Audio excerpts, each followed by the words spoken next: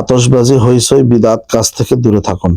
ইবাদত হোক শান্তভাবে, ঠিক আছে, একান্তভাবে। ইবাদত হবে শান্তভাবে এবং একান্তভাবে, ঠিক আছে। তো এখন আমরা যেটা প্রথমত বলেছিলাম যে নামাজের কথা আমরা বলবো। নামাজ কয় রাকাত, কোন নিয়তে পড়বেন? দেখেন, শবে বরাতের নির্দিষ্ট কোনো নামাজ নেই। আসসালামু আলাইকুম রহমতুল্লাহি ওয়া বারাকাতুহু। শবে বরাতের রাতে করণীয় আমল। শবে বরাতের রাত্রে আমরা কিভাবে কয় রাকাত নামাজ পড়বো, কি কি দোয়া করব, প্রশ্নটা কিন্তু থেকেই যায়। অনেক ভাই বোনেরা আছেন যারা অথেন্টিক এবং মানে মুজাররফ আমল পাওয়ার জন্য আমাদের চ্যানেলটা সাবস্ক্রাইব করে রেখেছেন। অনেকেই ফোন দিয়ে বলতেছে, হুজুর শবে বরাতের রাত্রে কি কি আমল করব, কয় রাকাত নামাজ পড়বো, কোন দোয়া করব, কি ইস্তিগফার পাঠ করব, সমস্ত কিছু বিস্তারিত এই ভিডিওতে জানতে পারবেন যদি ধৈর্য ধরে শেষ পর্যন্ত এই ভিডিওটি দেখেন। আর একটা কথা বলতে চাই, এই ভিডিওটা দেখে আপনি যদি উপকৃত হন, অপরকে শেয়ার করে ছড়িয়ে দিবেন।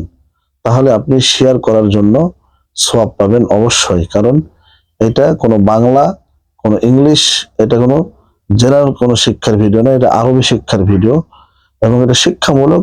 এবং এটা হচ্ছে সমস্ত কিছু আরবিগুলো আমি ট্রান্সলেট করে লিখে লিখে দিয়ে দিব বাংলাতে এবং আরবিতে। আপনারা দেখে দোয়াগুলো মুখস্থ করে নেবেন ইনশাআল্লাহ। প্রিয় দিনী ভাই বোনেরা,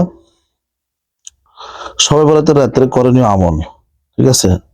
নামাজের সম্পর্কে আমি শেষের দিকে যাব, ঠিক আছে। সর্বপ্রথম আমরা কয় রাকাত নামাজ পড়বেন এটা আমি শেষের দিকে বলবো, তাই ধৈর্য ধরে দেখুন।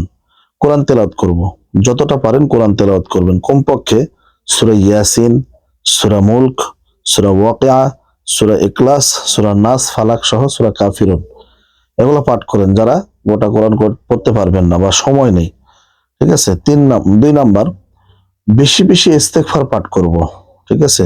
বেশি বেশি ইস্তেগফার পাঠ করবেন, যেমন আস্তাগফিরুল্লাহ রাব্বি মিন কুল্লি যামবি ওয়া আতুবু ইলাইহি, ঠিক আছে। এর বাংলা উচ্চারণ আমি স্ক্রিনে দিয়ে দিব, আপনারা দেখে মুখস্থ করে নেবেন।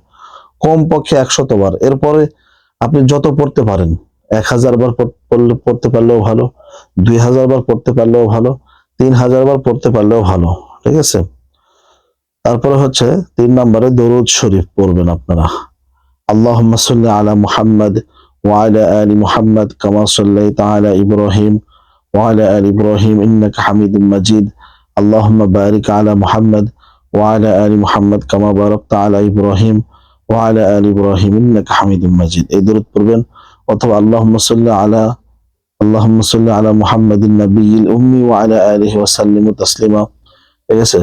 তারপর জাযাল্লাহু আন্না মুহাম্মাদান সাল্লাল্লাহু আলাইহি ওয়াসাল্লামা মা হুয়া আহলুহু, এই দরুদ পড়তে পারেন, ঠিক আছে।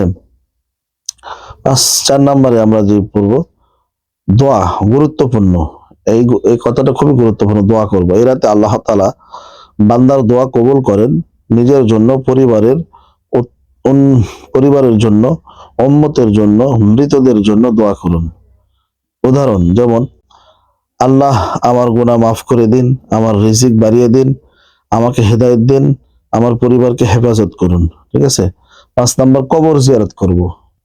কবর জিয়ারত দিনে হলে ভালো হয়, রাত্রে যাব না, কবর জিয়ারত করব। সম্ভব হলে শবে বরাতের আগে বা পরে কবরস্থানে গিয়ে মৃতদের জন্য দোয়া করবেন।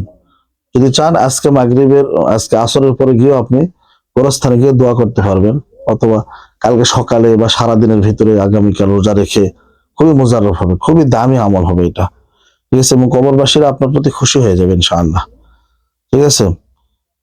6 নম্বর, শবে বরাতের দিনে করণীয়। পরের দিন, দিনের বেলা এটা, ঠিক আছে। পরের দিন নফল রোজা রাখা উত্তম, অর্থাৎ 15 শাবান। কিছু গুরুত্বপূর্ণ কথা, আতশবাজি হইচই বিদআত কাজ থেকে দূরে থাকুন। ইবাদত হোক শান্তভাবে, ঠিক আছে, একান্তভাবে। ইবাদত হবে শান্তভাবে এবং একান্তভাবে, ঠিক আছে। তো এখন আমরা যেটা প্রথমত বলেছিলাম যে নামাজের কথা আমরা বলবো। নামাজ কয় রাকাত, কোন নিয়তে পড়বেন?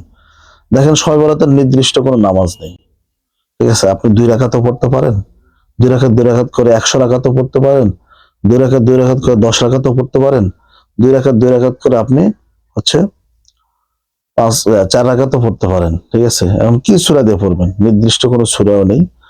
তবে যদি আমরা পারি, ইন্না আনজালনাহু ফি লাইলাতুল কদর ওয়া মা আদরাকা মা লাইলাতুল কদর, এটা, ঠিক আছে।